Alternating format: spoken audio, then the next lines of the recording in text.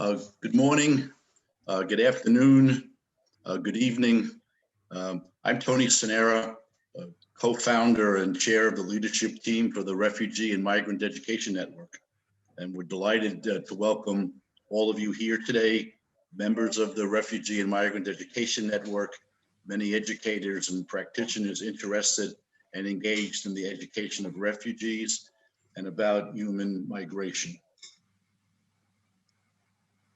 First conference that we held in this series was with the High Commissioner, Filippo Grandi. And out of that conference, a desire to keep this form of digital conversation going as we're still in the midst of the pandemic moment in our history.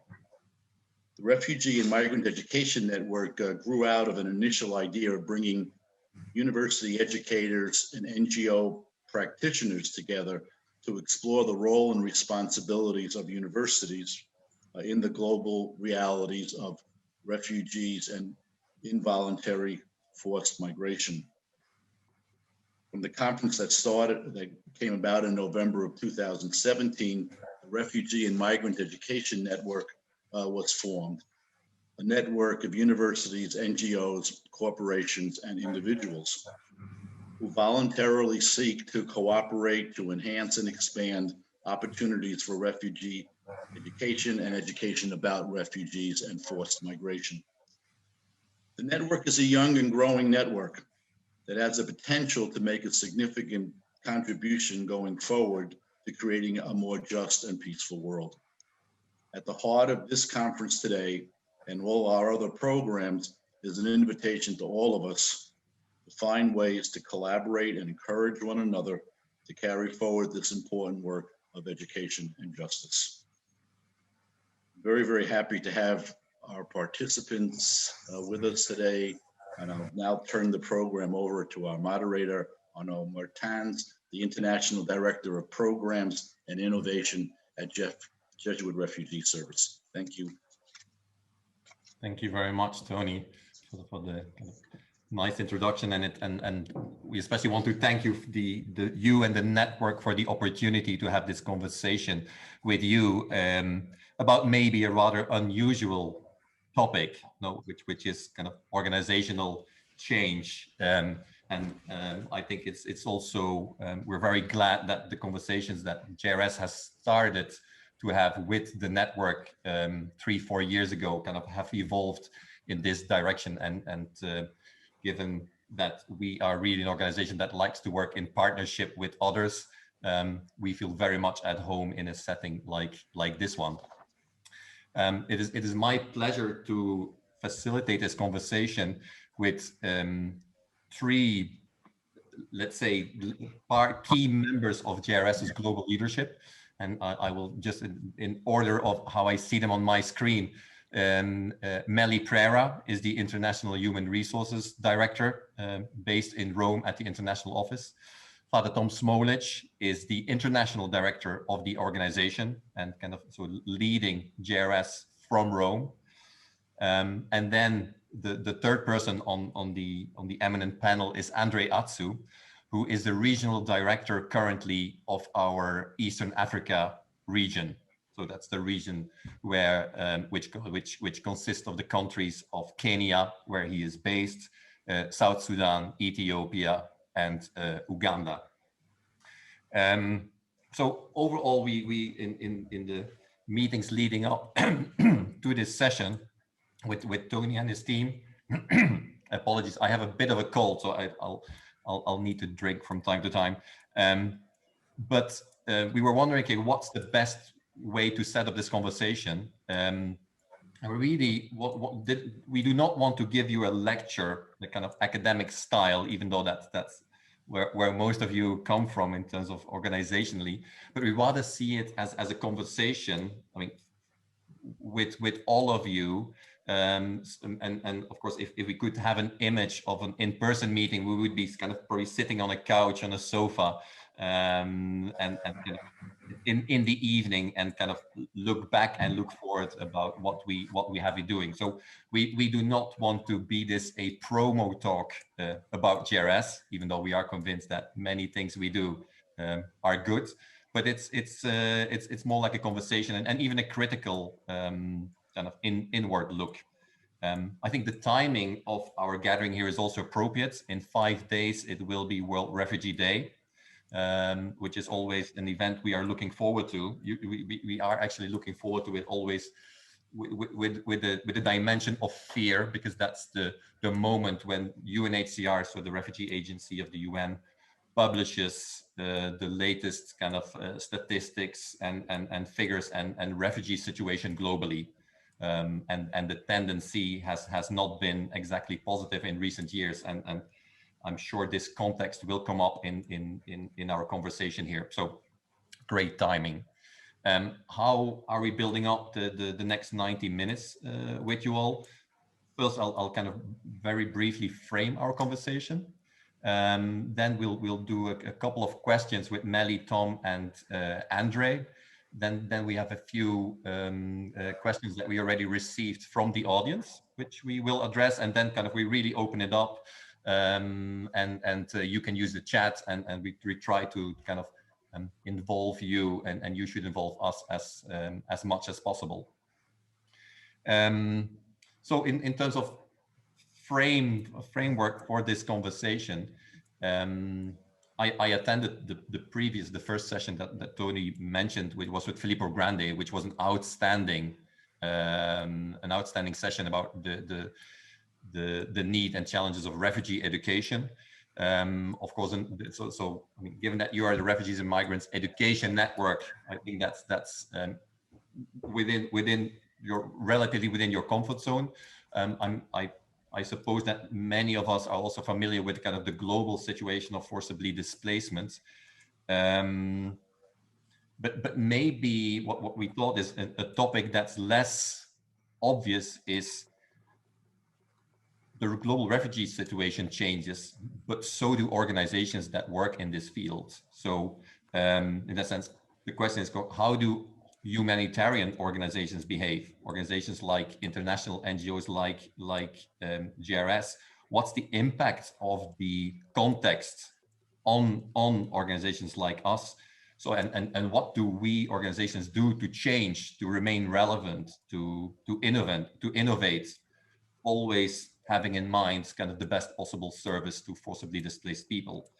So basically what we want to do is give you a look inside the kitchen of an organization, to give you a look inside the kitchen of JRS.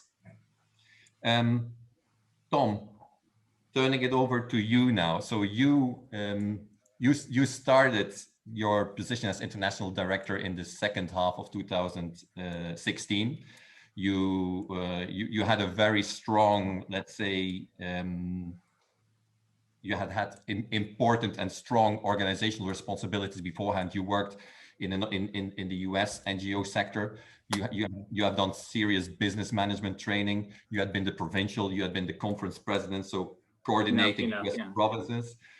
So you brought, let's say, of course, let's say, insights into how organizations work, and then you kind of met JRS. And when you met JRS in 2015, the organization had existed for 2016 had existed for about 35 years. JRS was created in 1980, and in 1980 there were about 10 million refugees and forcibly displaced people. When you started, Tom, there was a record high of about 60 million forcibly displaced people, so very different. And of course, so you found an organization that was actually quite well established, you know, in kind of nearly 50 countries at that time, serving lots of people, and so on. And of course, the organization had always grown together with the context, because you don't get from one country to 50 countries without doing anything, but it was more like an almost organical change, more slowly and so on.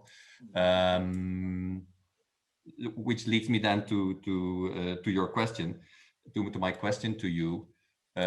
When you started, were you given a clear mandate, mission, and if so, or if not, how did you approach it to kind of make sense of this all? Okay. Thanks, Arnaut. And let me just quickly echo Arnaut's thanks to the network and to Tony for this opportunity to be with you today. We're really excited to be part of this and to be part of this conversation.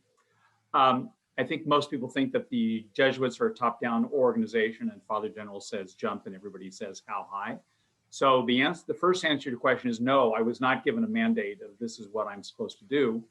But what I was given was about 8 months exposure to JRS before I took over to get a sense and kind of a feel of what was going on. I spent about half that time working with our folks in northeastern Congo, Masisi, going to meetings, a little bit of time visiting various sites.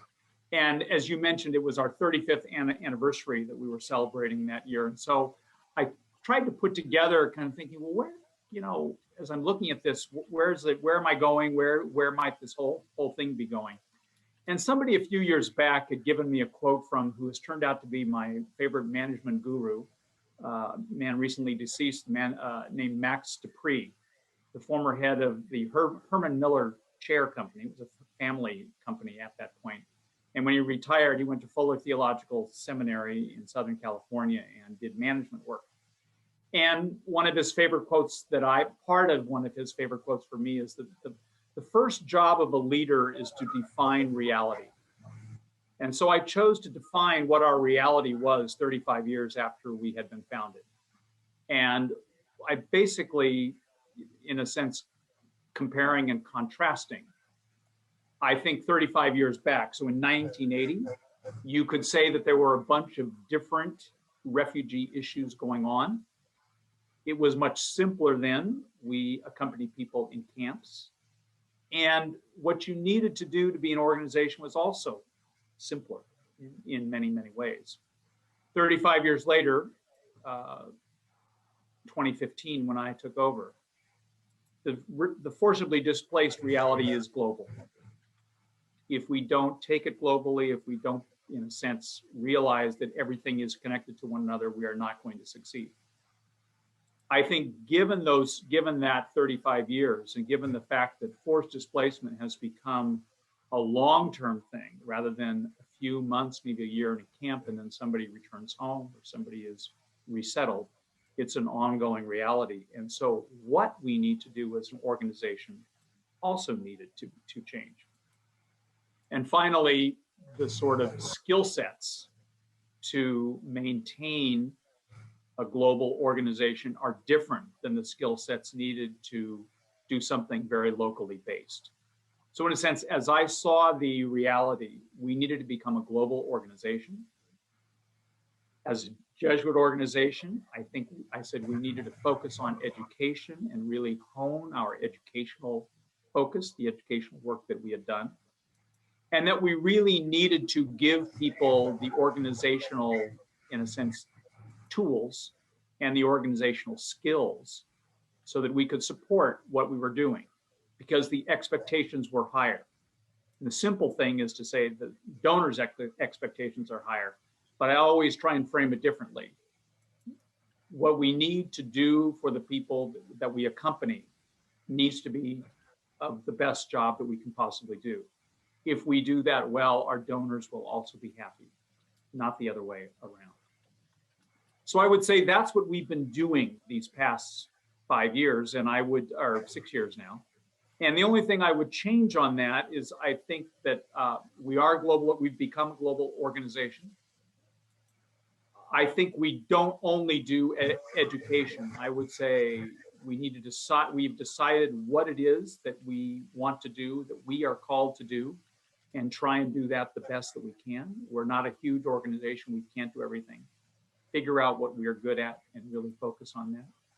And then really build the infrastructure of people and supporting them, giving them the tools, the sort of organizational architecture that one needs to be a global organization. So that's the sort of first piece. The second piece, I think, was really, at that time, we had 10 regional directors. We now have 9. And I don't think their role was clear. They were seen in a variety of different ways. They did a number of different things. And for me, it was really important to say, who is going to be the group that is going to think about stuff with us going forward? So my first meeting with the regional directors, we became the senior leadership team. It was a process in saying, and this is how we want to define ourselves. And I really think that was a critical move. We've learned what it is to really work together. There's been all but one of the RDs has turned over in that time. But it really framed a different way of working. That this is the leadership group. This is the discernment group. This is the group that says, looking at what's going on in the world and looking at who JRS is, this is where we need to be moving. This is how we need to be moving. So defining reality and finding the right people to work with and finding the right way to work with them, I would say, is what I set out to do, what we have set out to do. Thank you, Tom. Which then, Melly, as part of this teleological and intentional process that was started at the end of 2015, you came on board, and I think you were one of the first new international recruits that were made under Tom's leadership. In a sense, you as human resources specialist, and I mean also you have a profile that suits the organization. I mean, in this case, you have an international profile coming from Guinea-Bissau, Senegal, France, and then had worked at the FAO and other kind of international organizations before you joined JRS in March 2016. Tom spoke about skills that are required for this change, right? So a lot of this whole conversation is about people and human resources, obviously. So you have a crucial role to play together with the 8,000 other people in JRS. So in JRS, there's about 8,000 people that make it possible to serve 1 million forcibly displaced people. Because I mean, this is a scoop. We are publishing our own annual report data later this week, and we served 1 million people last year, and that's only possible through the workforce that we have, which consists of about 1/3 staff, 1/3 volunteers, and then actually is more than 1/3 incentive workers, which are kind of forcibly displaced people themselves.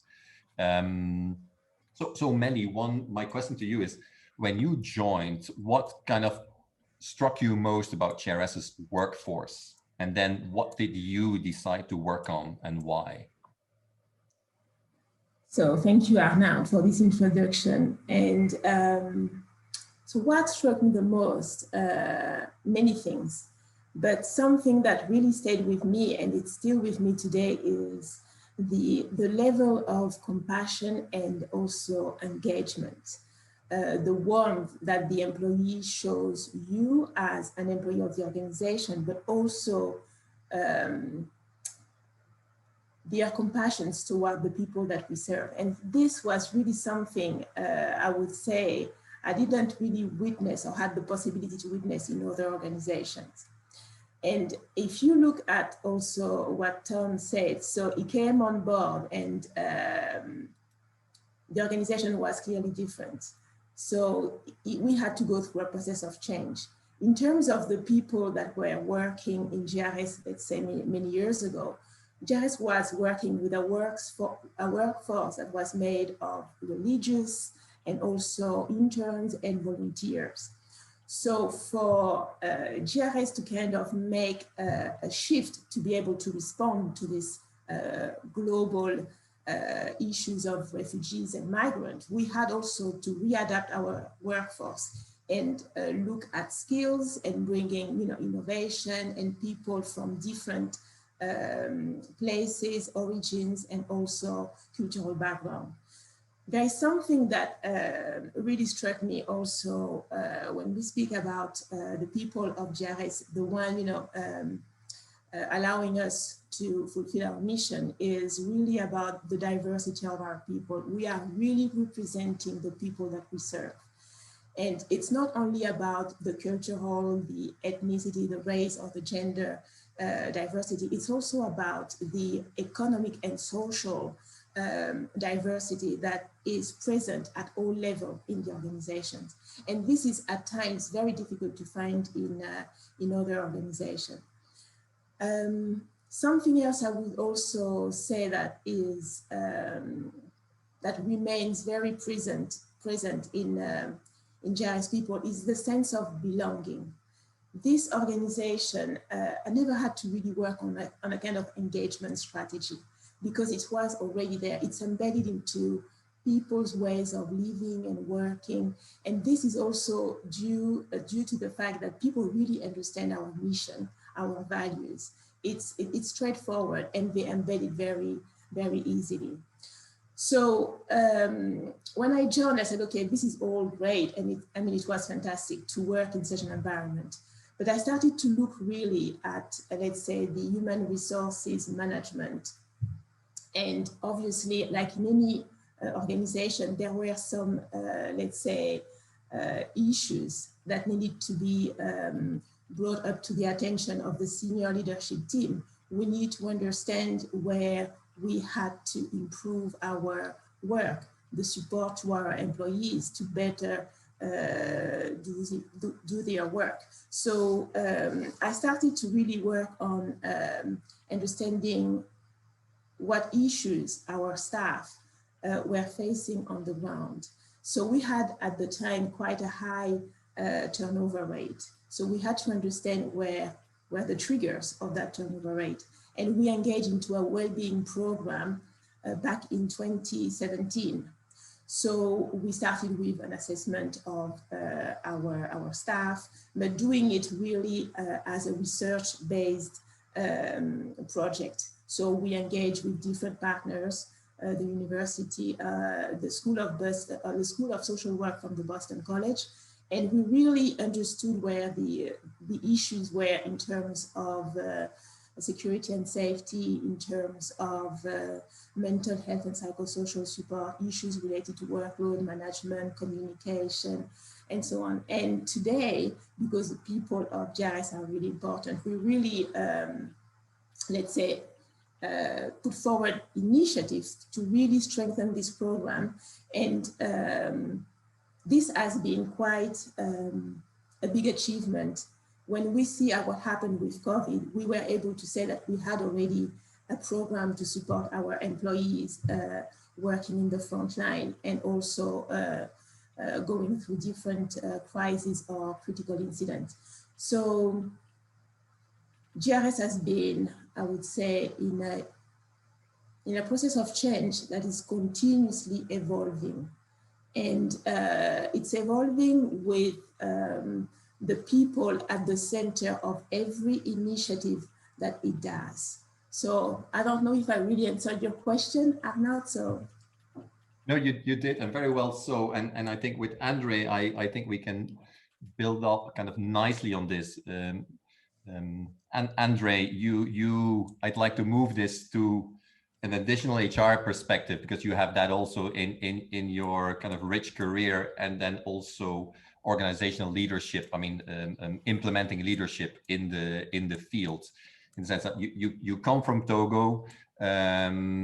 We are always impressed. I mean, Andre has been with GRS since 2005, first as a project director in a place which is challenging, South Sudan, where you became then later country director, and then in 2010 you moved to the regional office as human resource officer for the region, and then later in 2017 you became country director in Burundi, to shift in 2019 to the position of regional director in Eastern Africa. So that's a very interesting and insightful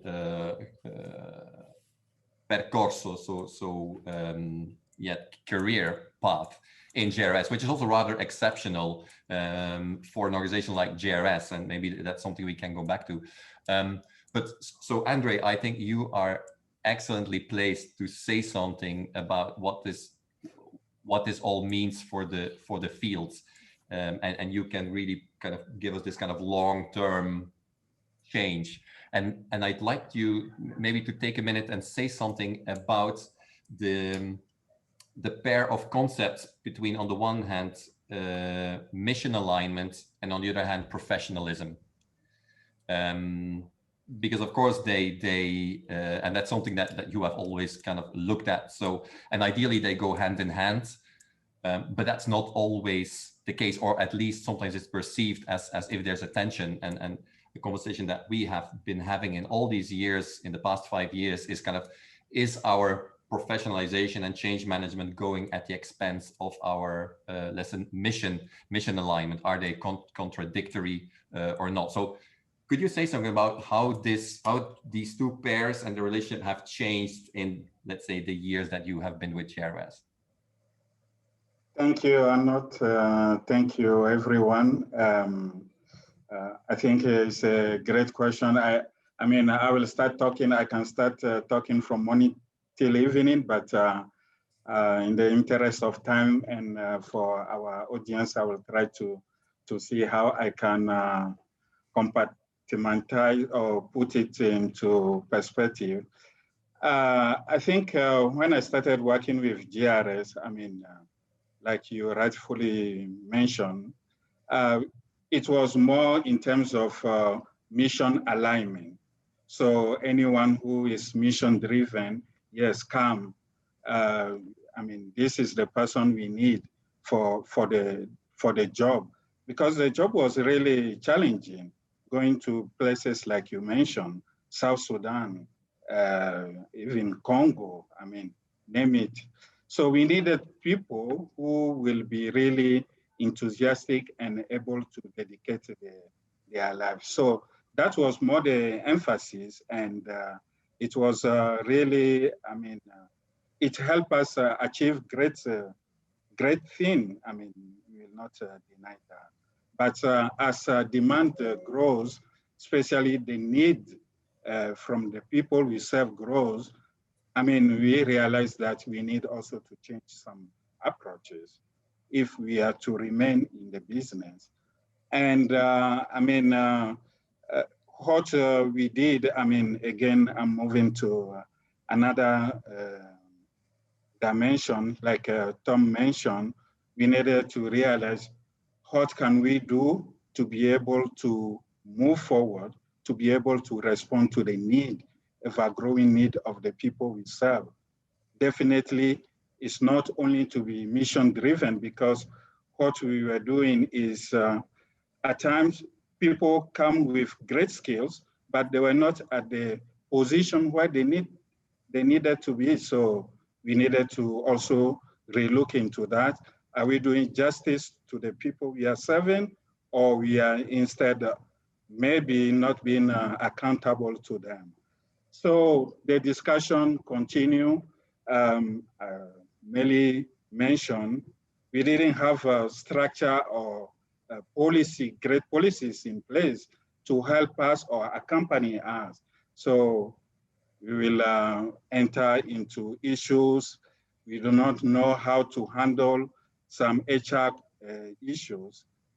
But when we started reflecting, and that's when we said the change needs to happen, we had to do an assessment. What can we do?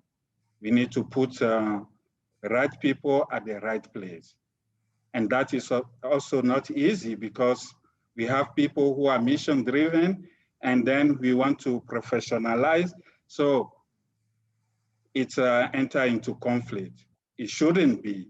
The two should be what we aim at, but you find ourselves that people who have been in the system for long, they kind of said that, no, we are trying to be too professionalized and forgetting what our mission is.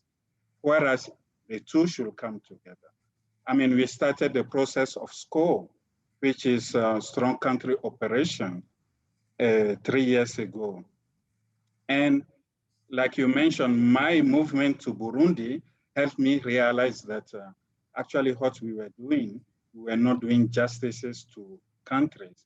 Because in the past, what will happen is that all the center of decision were at the regional level.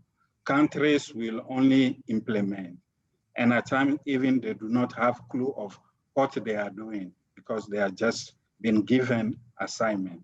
But my transition in Burundi helped me to realize that no, countries are places where decision needs to be taken because we are the front.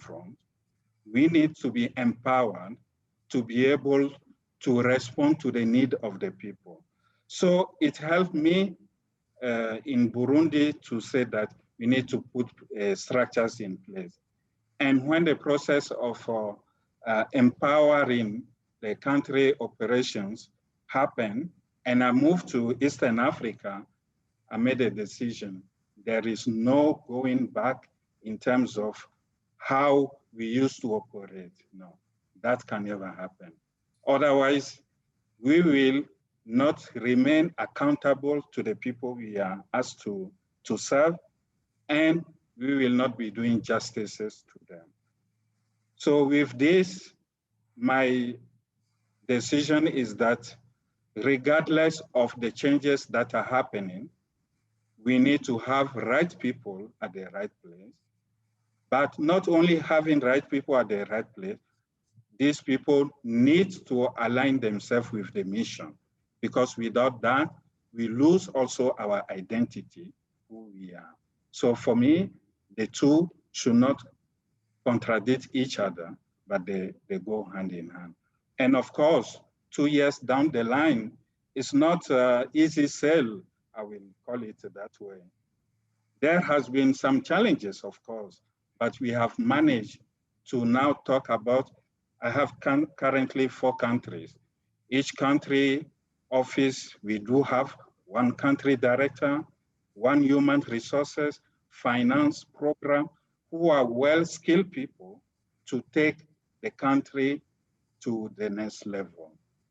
So this is unless you give me more time, I can continue talking.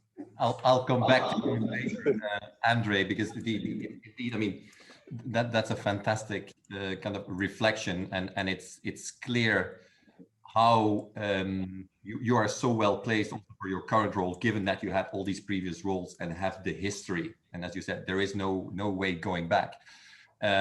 So just for the audience, a couple of concepts have been mentioned, like stronger country offices, staff well-being program. You can't see it here, and I'll put the document in the chat. What all of JRS staff have behind their desks or on their desks and against the wall is the strategic framework of the organization. Because one of the things that we managed to accomplish as an organization in the past years is actually get us on the same page through the senior leadership team that Tom mentioned. And Tom, I'd like to get back to you. And my question is, okay, what overall what has been accomplished and what remains to be done? But I don't want to ask you that question without mentioning the C word of COVID, which we are all still living in. I mean, in the sense, also for you, I mean, Tom, you're talking to us from California, where you arrived yesterday after a stable stay of, I think, 16 or more months in Rome, which never happened to you. In the sense, you personally were a connector of JRS and kind of traveled all places, connected people, really needed to understand as a leader needs to do. And then the pandemic hit us all. And you could no longer do that, so I'm sure that has had an impact, and together with you, nobody has been on planes, and the whole humanitarian sector changed. So my question to you is, okay, where are we now, and what does COVID have to do with it? Sure. It does. As you said, I just showed up in California. It's the first flight I've been on in months, and I forgot how to fly. I forgot all the stuff. I left stuff behind. I'm just not used to it anymore, but it is a change. But from where I left things off up to a year ago, March, I think the process that we engaged in has been the right one. We were fortunate that a foundation gave us a planning grant to look at where do we want to go in these areas. The senior leadership team identified a number of areas, but I'll put them into the buckets of mission, of people, and of structures or services. How do we, in a sense, pull all of this stuff together? And we basically moved that through. It's been an iterative process. Once we do something, we try something new. What do we learn from that? What is the next step? And I think we're actually, in terms of a lot of that initial planning that we did 5 years ago, we are very close to the end of it. And in terms of some of those things, it never ends, of course, but the sort of things that we set out to do, I think we're actually very, very, very, very close to finishing. The strategic framework, Arnaut, that you put up there, that you showed people, was a really important piece of that. Getting on one piece of paper, this is who we want to be about. We managed to do that, I guess it was 3 years ago for the first time, and there's a post-COVID piece of that as well. And I think the senior leadership team has been really important. And Andre can, I think, attest to this even in just seeing the differences there. It really is the group that says this is where we want to go. This has not always been easy. I think part of it is learning a different role. For the international office and for the international director, also learning to do things differently in collaboration with this group of people based in the field. So I think I'm really thrilled with the progress that we were making. I was very thrilled with the progress we were making, and then last March hit. COVID, I think, brings up all sorts of feelings for all of us. And I know all of us know someone who has suffered grievously, died, suffered whatever. I think we're all beginning to see the light at the end of the tunnel. So what effect has this had on us as an organization? I want to say my first thing is, thank God it was COVID-19 and not COVID-17 or COVID-18 or 16. I don't know whether we would have survived I don't know how we would have survived as an organization had we not done the preparatory, had we not already embarked on this process. A very simple example. Fortunately, we had started moving on to Office 365 a few years back. We had a couple of stragglers 16 months ago. Now everyone's on it. But if we had not been on Office 365, I don't know how we would have stayed in touch. So I think some of the investments that we had begun making made a huge difference in our ability to stay in touch with one another.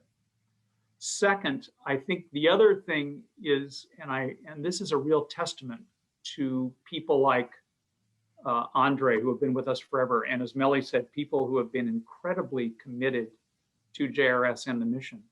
We managed to keep things open most of the time. I think we all went through a period of shock those first 6 weeks when everything sort of shut down.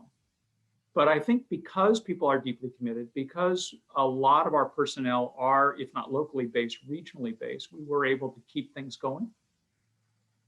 I think the work that we had done, in a sense of strengthening the organization, but also more keenly focusing on what it is that we wanted to do, helped us, in a sense, maintain what we could do during these lockdowns, these on again, off again things, and figure out, this is what is most important. How can we keep that going? And I think the work that we have been doing allowed us to really focus on that. I think certainly we are doing more direct emergency response this year. But I think I think one of the temptations for us would have been to drop everything else that we're doing and to become an emergency organization. And I think the work that we had done, that strategic framework, made sure that we didn't do that. Our emergency work came out of the strategic work that we had already decided to do. In a sense, it expanded given this new situation. The other thing I would say is that we traveled a lot, and that travel came to a halt. I speak for myself. I didn't realize how much energy it took to travel, how, in a sense, I don't want to say distracting, but there's an opportunity cost in every trip going here, there, and everywhere. Again, I think we were in shock for a couple of months, and a lot of us in the humanitarian sector have happy feet. We got into this work because we could travel, and what do you do when you can't? I cannot say more about our staff and the level of work that we were able to do during this time. Arnaut, Melly, Andre, the entire team. That strategic framework that Arnaut mentioned, the first version of that came out a few years ago, and it was good. But we needed to refresh it. And instead of a refresh, it became a real thinking through of not just what are the things that we all want to do, but how are we really going to participate in this? And what are the internal pieces that we need to do to make those program goals of reconciliation, MHPSS, education and livelihoods, and advocacy really work? The senior leadership team is bringing that sort of participative process to a conclusion right now. We would not have been able to do that without COVID. We would have all been distracted and doing all sorts of other things. So I call that the sort of silver lining of COVID. This has been hard. So many people continue to suffer. The grace for us has been a team that really remained committed to the people we serve and found other ways to do it in these difficult times. The two challenges out there that I see for us right now, particularly as an organization, I think the humanitarian sector is facing a number of challenges in the new normal of COVID. The two particularly for us will be our accompaniment has always been so personally driven. We thought accompaniment meant really, that's our motto, really walking with people side by side. We've seen we can do a lot of that online. I don't want to keep doing all of it online, but I think it's going to be an opportunity for us to really look at what does a company look like so that we continue to empower people at the local level. That's been one of the indirect benefits of the international office not traveling as much as we used to. More authority, more leadership, more decision-making has practiced subsidiarity. So how do we bring that piece back together, or what does that look like in the future? And then again, that whole question of travel. I don't want to go back to this thing where everybody's on the road constantly. I think it means a different understanding of travel. It means what do we want to accomplish as an international office, as a regional office when we make these trips? And I think all of this comes down to ultimately the grace in this is that what happens on the ground is even more important in JRS. And our ability to support what happens on the ground at the international and the regional level, I think has been honed, has been strengthened, and we have a better idea how to do that in the future. Thank you, Tom. Melly, the strategic framework has been mentioned now a few times, and I pasted it in the chat in case people want to have an idea. Tom mentioned the revision we went through last year, which indeed was possible because nobody was traveling. You could actually get people together in meetings, and people would have, you know, that people would have time to go through this. So a lot of energy went into this, and so it was initially we thought that a kind of cosmetic makeover was needed, but then it became a kind of almost radically changed version, which now has of course, this one page is the global overview, but there's documents behind it which articulate for each of the programmatic and organizational strengthening priorities what the deliverables are. So we as an organization, and this is signed off on by our board and the regional directors and so on, are saying to the humanitarian world, at the end of 23, you can hold us accountable to these deliverables. We are committing to implementing these, and we will evaluate this. And of course, the HR piece, you did a lot of work in this as well, under the section especially of people.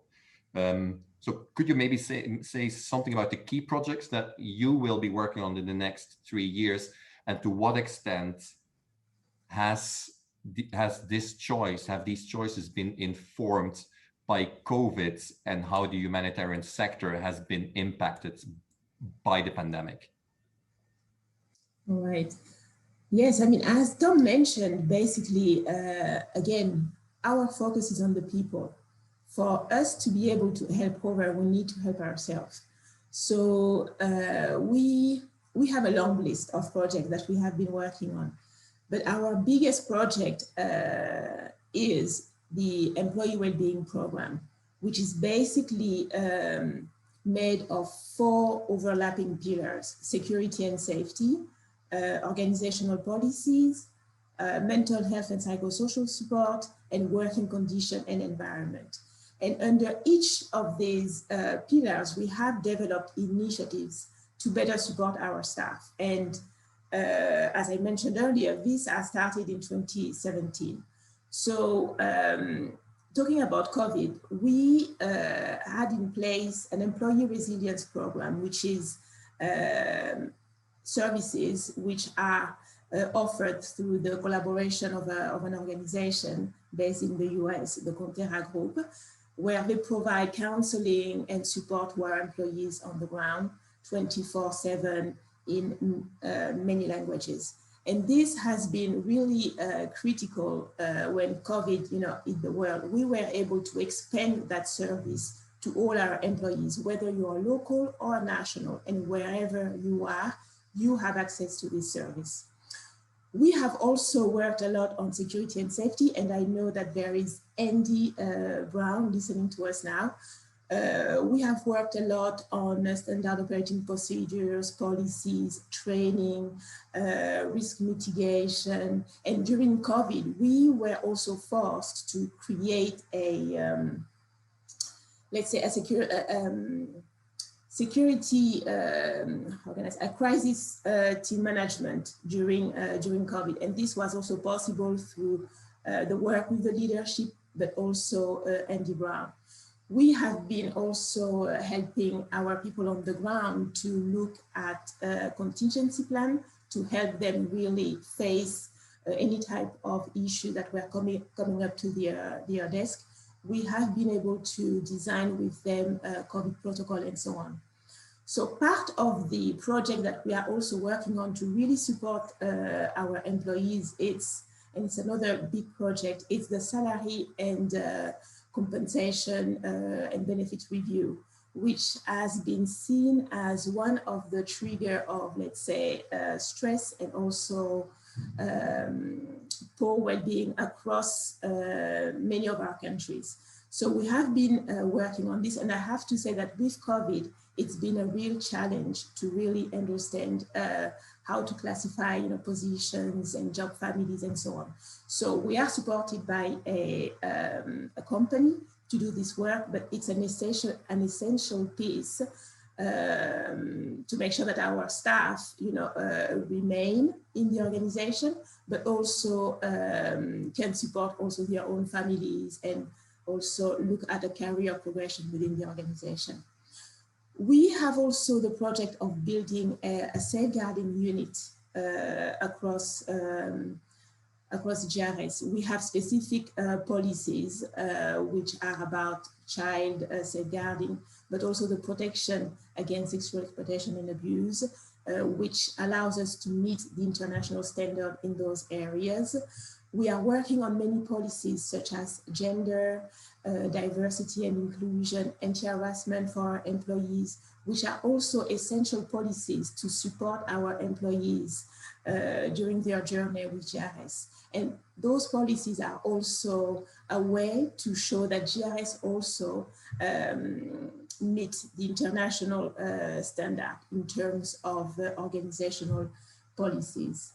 So all of the work that we have been doing in GRS, it has been critical to have this, let's say, the investment in people aligned with the investment that the organization has made in terms of systems.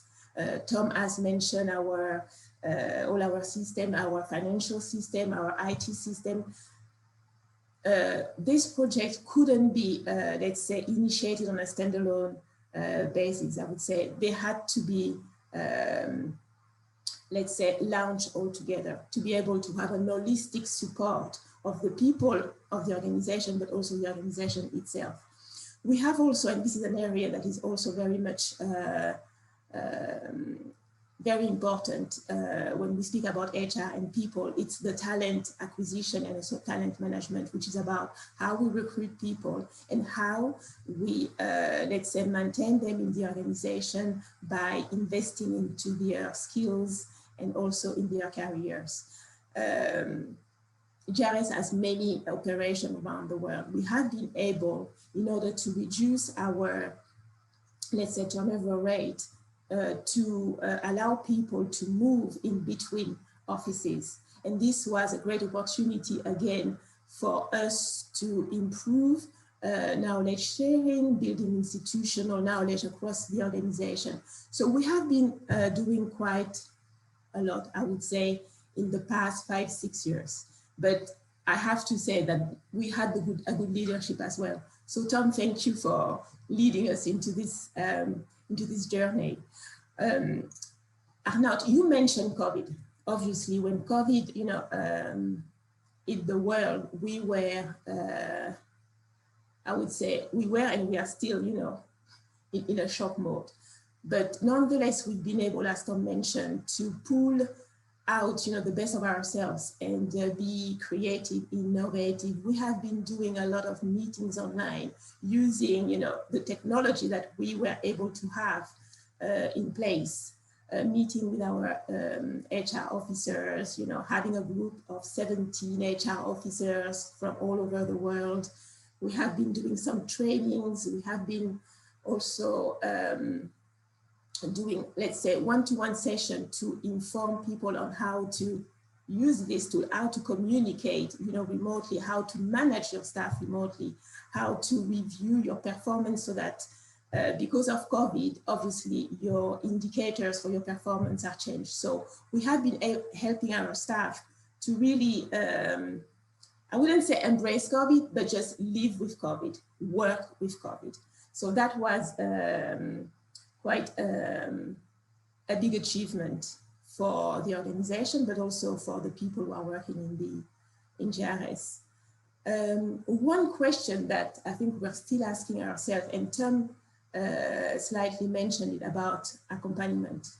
How do we accompany our people when we used to be,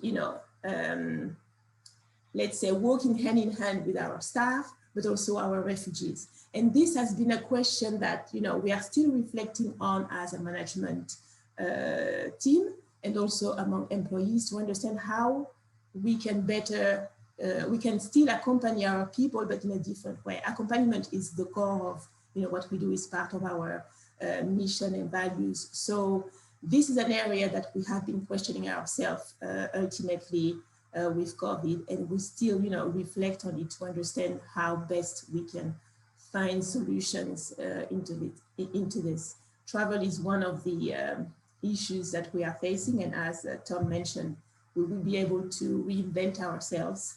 But we are glad that we have been able to have a lot of systems in place and projects in place, before COVID. And now we are just readjusting ourselves. When we speak about how an organization can be agile, I think we have proven to be quite agile in managing our workforce, but also our projects, and most importantly, the people that we serve.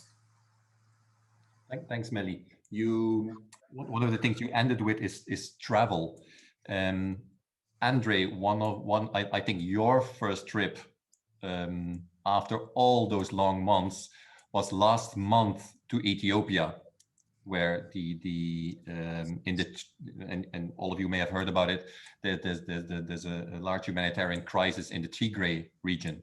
So you as region director traveled there together with our reconciliation expert, because that's really what was needed to kind of to help out after kind of a kind of rapid needs assessment was made. Now, during that trip, our country director from Ethiopia got COVID. So it's, and I think so that was one of these moments which made us realize, so maybe we all over the world, and also JRS, experienced this really global happening of the pandemic, which brought the organization closer together. And now we are in a different phase, which is, what is it, transitioning out of the pandemic. And it's clear that it will look, again, the reality will be different in different places of the world. Here in Western Europe and the US, people have easy access to vaccines. And for instance, one of the current advocacy themes for JRS is really to advocate for a kind of fair distribution of vaccinations, so that it doesn't become a Western thing.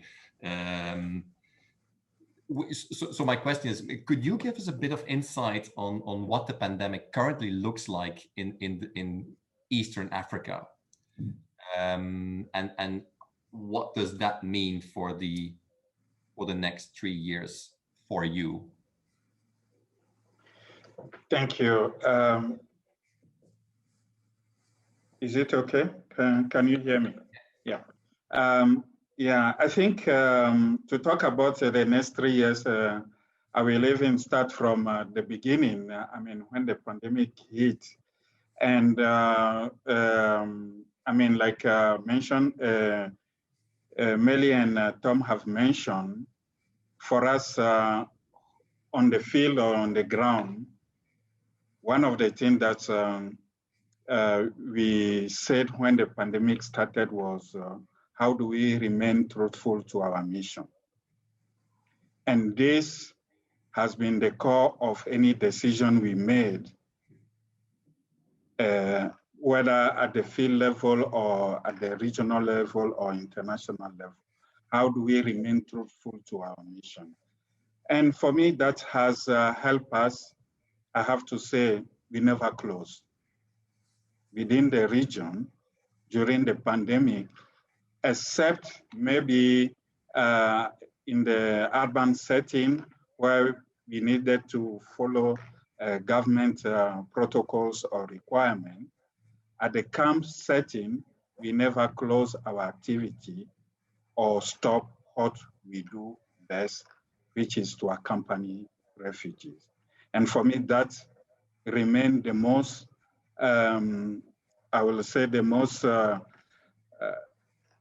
important testimony, which we have done and will continue doing throughout how the pandemic unfolds. In terms of how do we move, or how is the situation now, I think the situation keeps increasing.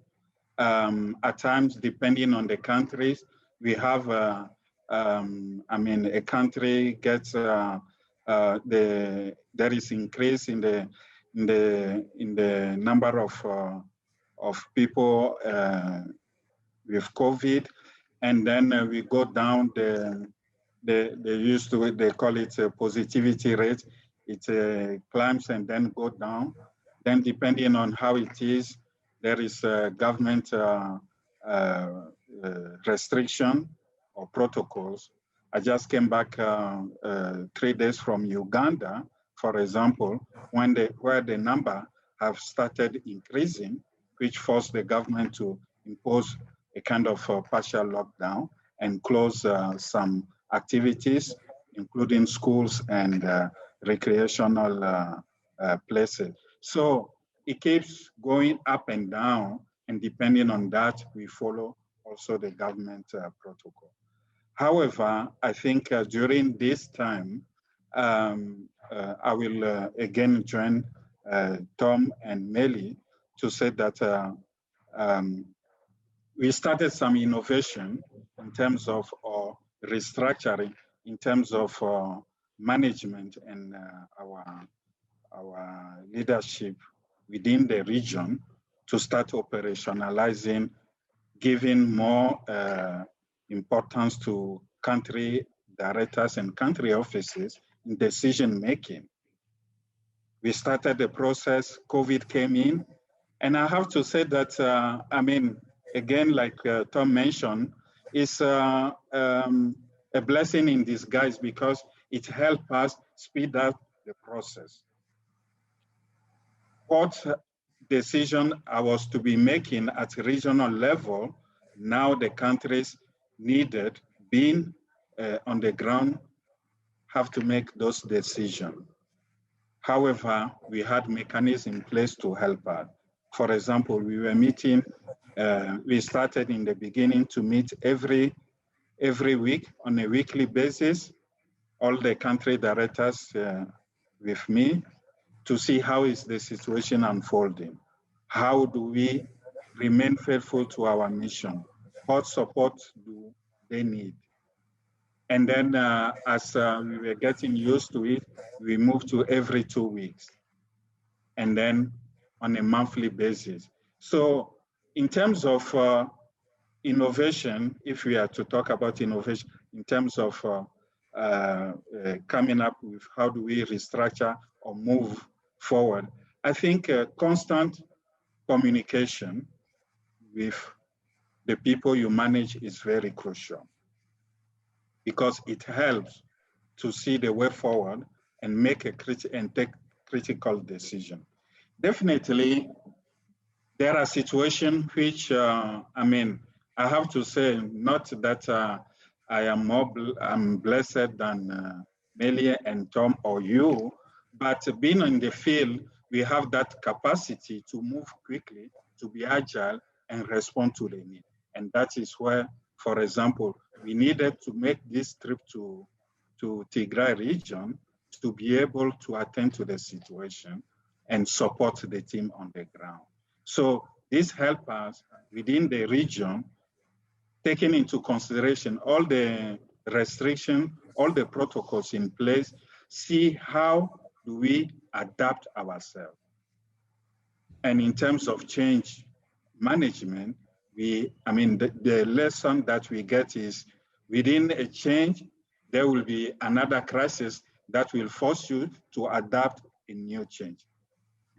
So to be agile and be able to respond quickly and make quick decisions.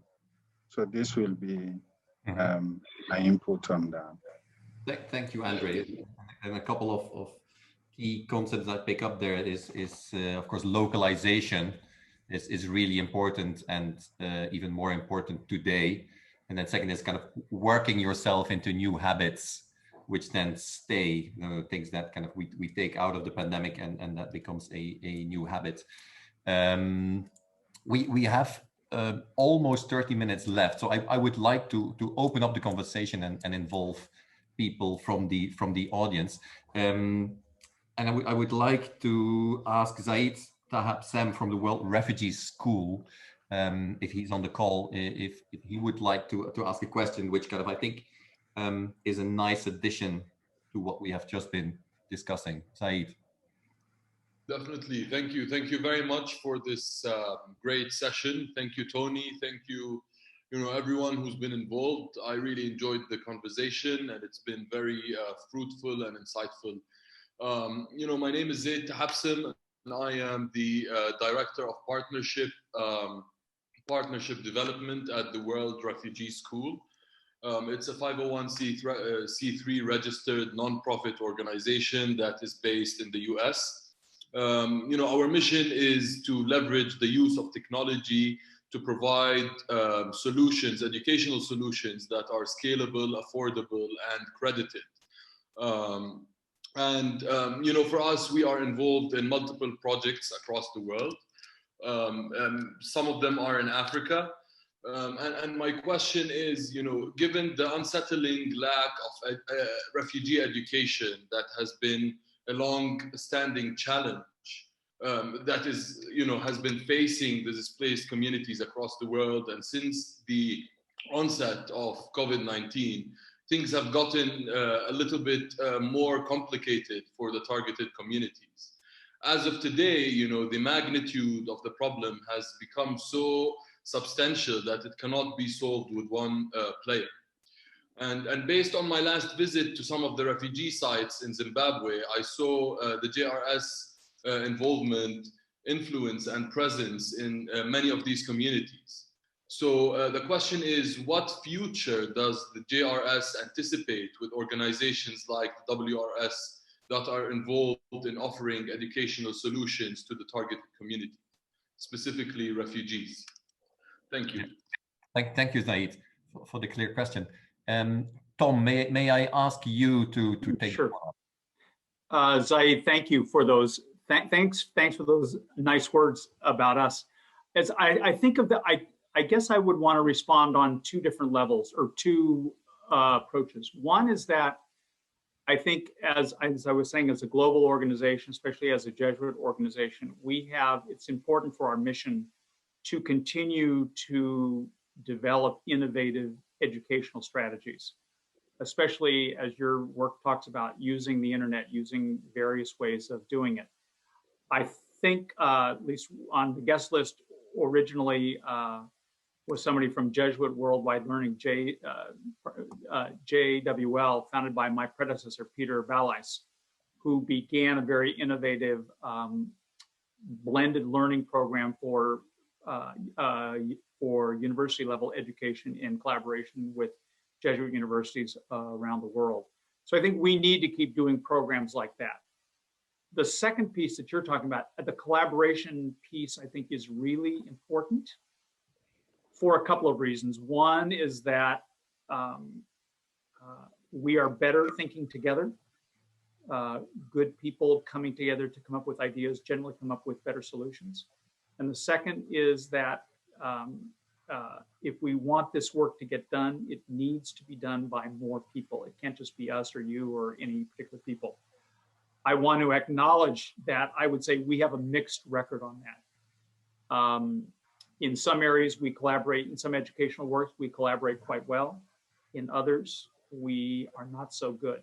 One of the areas that I would like to see us especially move forward in is empowering the people that we have worked with to start their own educational work or their own ventures which build on what they have learned. Now, I'm happy to say we do this very well in Afghanistan. A number of the people who have been through our various education programs have started their own NGOs, have started their own educational work. And we continue to partner with them, we support them, and they are doing incredible stuff. So I think it's two different things going on. We have a role to continue to do some thinking with groups like you. And second, we all have a responsibility to empower people at the local level to carry that education further. Thank you, Tom. There's another question from Adina Akello, who's working at Pangea Educational Development. Adina, if you are on the call, would you mind asking your question? Hello, everyone. My name is Edna Akello. I work with Pangea Education Development. And as Pangea, our mission is to create a culturally relevant content and programs that help children learn to read and inspire them to read. So that means that we interact a lot with the community. And that brings us to the question that we'd like to ask you today. That how can we first include, but also increasingly share responsibility with the communities in the innovation process, especially quickly as change is happening faster than ever. So I would really be grateful if you could respond to that. Yeah, that's a question, Edina. Andre, I will ask you because you spoke about accountability to people served earlier. So maybe you want to take this one up.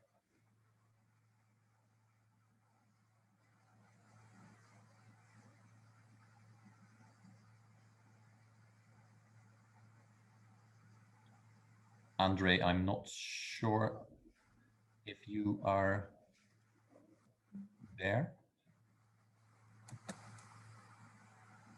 Andre, great. Andre, not sure you can. It seems you had a glitch in your system. Yes, I had to switch to my mobile. Okay. The internet went. No, unfortunately, yeah.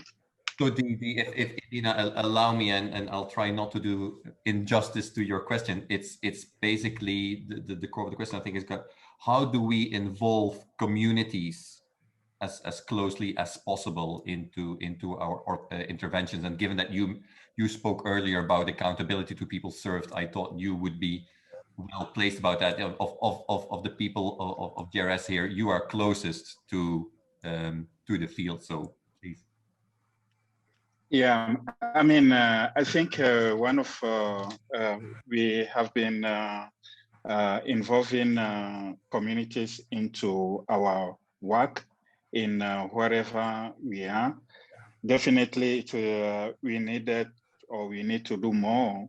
But one of the way is, I mean, we have usually we work with primarily the refugees. In all of our projects, we have refugees involved in our activity. We recruit them. But more and more, it has also appeared we needed to recruit the communities surrounding where we are into our projects and our work. So within the region, from a 5% realization of people included into our project, we have made a strategic decision to increase it to 30%, the local community. That is in terms of recruit, not only the people working with us, but the people we serve. So providing services to the community around where our projects are located. Yeah. So now, in terms of, sorry. So host community. Now, sorry, the host community. So the 30% of host communities. Yes. Yeah. Yeah. Getting services from where we are. In terms of other empowerment that we have been discussing, is that we use, I mean, we take places like South Sudan and other places. We have at times skills issues, especially in the areas where we are. So a strategic decision that we have made is that more often we recruit the local community. Even if they do not have the skills that are required, we mentor them. This will help in terms of sustainability of our project. And when we started having a crisis, usually when the staff who are from other locations leave, they are the ones who remain on the ground and continue the work. So there is need to continuously mentor them, coach them, so that they are able also to gain skills that enables them to continue the work even when we are not around. Yeah, thank you, Andre. And I see that's really great. There's other questions coming into the chat, so please send them. I don't think we will be able to answer them all, but I think the chairman of the network will also announce at the end of the call that there will be a follow-up opportunity if people want, but I'll try and bring them together. There's another question from Marco Tavanti from the School of Management of the University of San Francisco. Marco, the floor is yours. Thank you, Arnaud, and good to see you again. And thank you, Tony, for organizing this. And welcome back to California, Father Tom. Good to see you again. I'm actually speaking both as a practitioner and as an academic. I started in the early 90s working with refugees, particularly in East Africa, with various NGOs. And I realized that there is a gap between somehow the mission and value related to faith-based organizations and NGOs, and also the higher level organization like those that I'm sure Melly has encountered in her previous work with IDLO, FAO, and others. And I'm wondering what could be, in your view, the role of these academic networks, not only Jesuit, Catholic, and others, to do something beyond this kind of a project-based and these kind of great initiatives that we are doing, but somehow they're dispersed. they're not aligned with common agenda, like the SDG 4, for example, that talks about lifelong learning. And UNESCO and UNHCR speaks specifically about those goals. And I know, Arnaud, you're part of this Task Force 5 with Father Garanzini. That's a great initiative for finding some common language. But I'm wondering, from your perspective, so particularly, Melly, what do you think about creating more common agenda for maximizing our impact to achieve more sustainability and resiliency for the future crisis? Thank you. Thank you, Marco. And it's great to see the big banner in the back of your office with all the sustainable development goals, which are also, of course, part of what we consider our framework. And this is an excellent question, and one that also from our end as a implementing organization, where we have been trying to wrap our head around. And I'm sure that all of us in here from GRS could say something. Maybe Tom, do you want to start? And then Melly, you have also been mentioning some of the collaborations with academic institutions. Just very briefly, please. Marco, it's nice to see you. And I'm just going to very, very briefly say, I think one of the things the Jesuit world talks about bringing an intellectual dimension to all of our work. I think it's important for us to be in touch with people like you and the broader university thinking community out there, because those sustainable goals out there are not easy to get to. And unless we're constantly thinking about where can we go with this, we're going to wind up doing the same old, and it doesn't necessarily move us forward. With that, I turn it over to my colleague, Melly. Thank you, Tom. We totally echo what you just said. And here partnerships and also collaboration with other organizations and institutions like we did at GRS, the work that I did at a human resources management level is to collaborate with universities such as Fordham, Boston College, Georgetown, in terms of resources and capacities that we do not necessarily have in certain areas. So that is one thing. Also collaborating with organizations such as, the core humanitarian standards, CHS Alliance, also are areas where you can gather, let's say, resources and so on. But the research element in the humanitarian sector is increasingly becoming important. And we do acknowledge the need to have better collaboration with research institutes, universities, and so on. So we are already, let's say, moving toward that direction. And I hope more collaboration will come up based on this. Thank you, Melly. If I may add to that, indeed, Melly mentioned the core humanitarian standards. I think one of the important changes and really improvements in the humanitarian sector and in terms of collaboration with others is some sort of, how to call it, standardization is not necessarily a nice word, but at least that we work with internationally recognized minimum standards of what the work should look like, which is why we as an organization we are part of humanitarian networks like the ones working with the European Commission on humanitarian work, this core humanitarian standards, which is kind of really the global humanitarian alignment on what kind of do no harm principles and I don't know what. And also, DRS really deliberately chose to put the priorities in the framework, which it put there.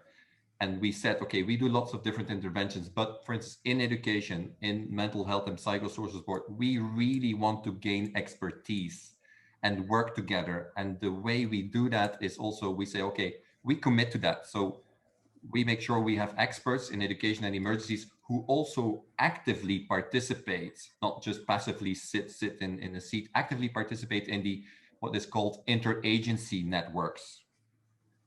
Where we sit together with the UN, with UNICEF, with Save the Children, and the same goes for mental health and so on. And I think we organizations can really we can find common language and common plans around that. And so I think this kind of almost higher scope is what will align us around service to people who really need it. And the need has never been greater before. I mean, Pope Francis yesterday, he spoke about the new poverty report. And of course, because of COVID, the numbers are much worse than last year. So I think it has mentioned by several people here, collaboration, intelligent collaboration is what we need to do. So thanks for that question, Marco. I will briefly and thank you also. Margaret made a nice comment in the chat.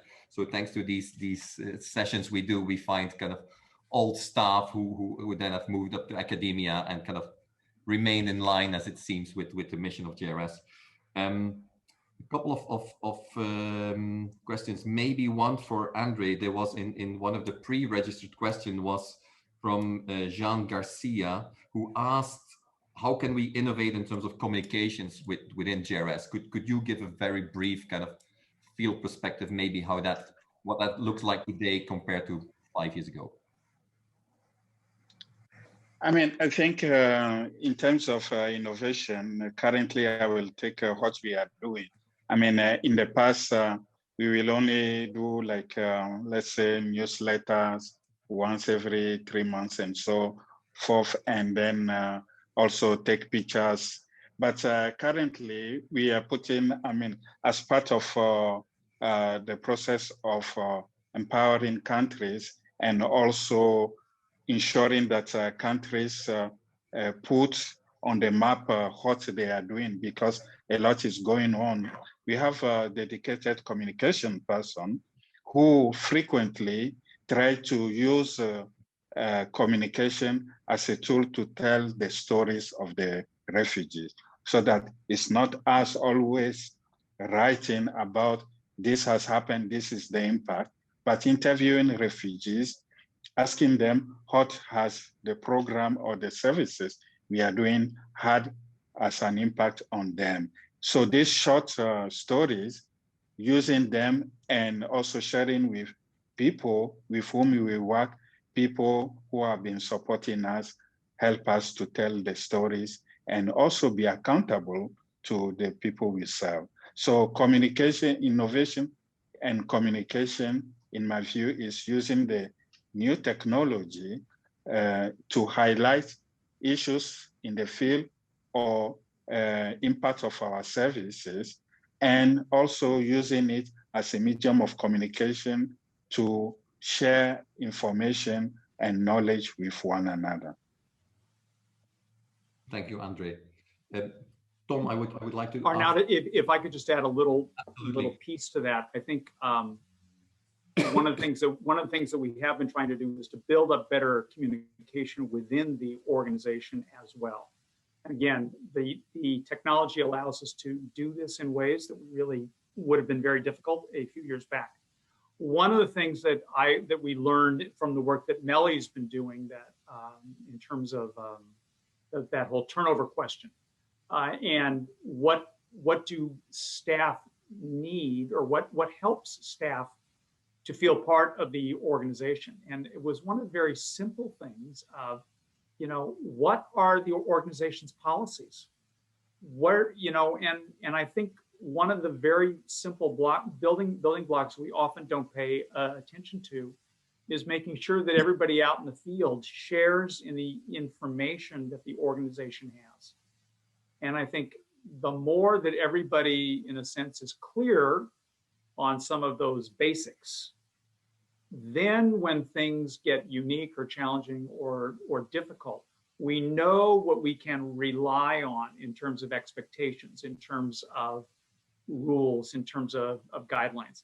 And that, I think, is also helping us stay in touch. If we know what the expectations are, if we know how to help one another, we can do it much better.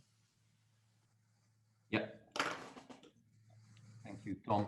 There was also a question from Valentina about how we work together with civil society organizations. Valentina, I suggest that we include that question in the answer we gave to Marco, and we can take that also offline if you want. Maybe a last question with a very quick answer from the three of you. In the preparation of this, we have always been kind of forward-looking, and we have been working with this 5-year framework in mind, which goes until the end of 23.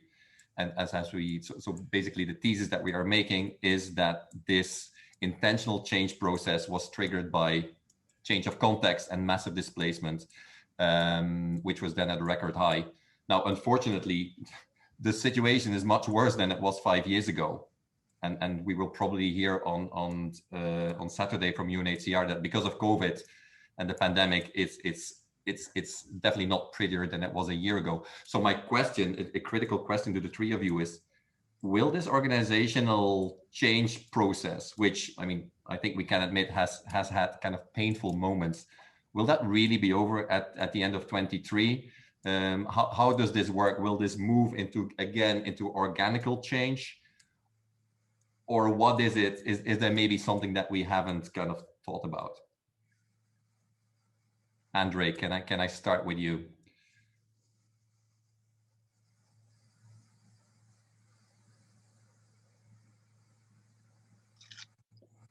As I mentioned earlier, for me, the process of can you hear me? Yeah, the process of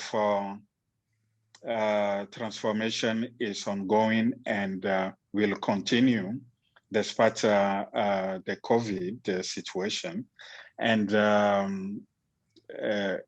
one lesson, as I mentioned earlier, is that when you embark on a change, let's be ready for other crises that will come, and be ready to manage that crisis within the change. And it led me to, we need to keep focus and never say because of COVID or because of these challenges, we can never implement the change we have planned for. We need to keep the focus and see how do we adapt to any challenges that come so that we are able to achieve our goal. So for me, that is my vision, my focus. Muted. Sorry, Melly, thank you, Andre. Melly, do you want to kind of briefly add something to that? Yeah, I will just add 3 words to what Andrea said, and those are agility, resilience, and adaptation. And with this, I think we can face any type of emergencies or challenges we will have in front of us, having our mission at heart. Thank you. Thank you, Melly. Tom, last word to you before we turn it back to Tony. I'm going to, when you asked that question, I thought of another quote by Max Dupree, which goes something like, "We cannot become the people we want to be by remaining who we are." And so I think we always have to say this is an ongoing reality. COVID has heightened and increased the speed of the change process. It may not stay where it is right now, but I think it is going to continue to move forward. And I think we have to embrace it, because the needs of the people we serve, their needs will continue to change and continue to evolve, and we have to stay with it. And finally, I'm going to finish my first Max quote. The first job of a leader is to define reality, and the final piece is to say thank you. And in between, the leader is a servant. So I hope that JRS is really serving the people that we want to be serving. And since it's my final word, I will say thank you to Tony and to the team and for everybody participating in this, so that we can all move forward together in a deeper and more collaborative and more inspiring and ultimately helpful service to the people that we want to accompany, forcibly displaced people all over the world. Thanks. Thank you, Tom. And I would like, of course, to thank you, Andre and Melly, very much for this open conversation, and then also especially the audience, and not just for listening and the questions, but really we see also this conversation as part of kind of a new way of an increased partnership with organizations like yours. So we look forward to the next steps in this. Tony, thank you so much. Back to you. Thank you, Anat, and to the other three principal participants and everyone who participated today. What we attempted to do in this hour and a half was to give expression to a fundamental conviction that bringing people together to get to know one another, to share dreams and aspirations, response to challenges is at the heart of what the network's trying to be and what clearly we need to be doing going forward. The challenges are enormous and they're getting bigger, and our working together will make us more able to be responsive to those challenges. Tom, Melly, Andre, you were just terrific, and thanks very, very much for leading us into this further discussion.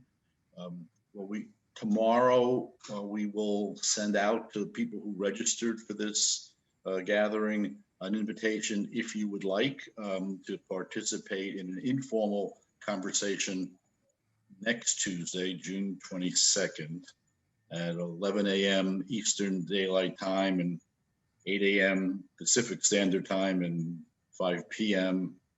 Central European Time for an hour open discussion. We didn't get to all the questions that were submitted. Maybe additional questions have arisen that you'd like to discuss. That invitation will go out tomorrow. The other thing I would suggest is we will send out an evaluation form. So give us your critique. What about this hour and a half was really good? What could we improve on? What suggestions do you have for us going forward? In our own planning as a network, this digital conference conversation format, it will be a principal way for us going forward over the next 6 to 9 months. So your suggestions will be very, very helpful to us in that regard. And we find a strength in being together. So thank you for taking the time for us to be together, and all of our good work will one day be caught up in that harvest of justice that our hearts aspire to. So thank you very much. Have a very good day, and we hope to see each other soon. Bye-bye. Thank you. Thank you. Bye, Thank everyone. you. Thank you very much. Bye. Bye now. Bye-bye. Thank you. Bye. Thank you.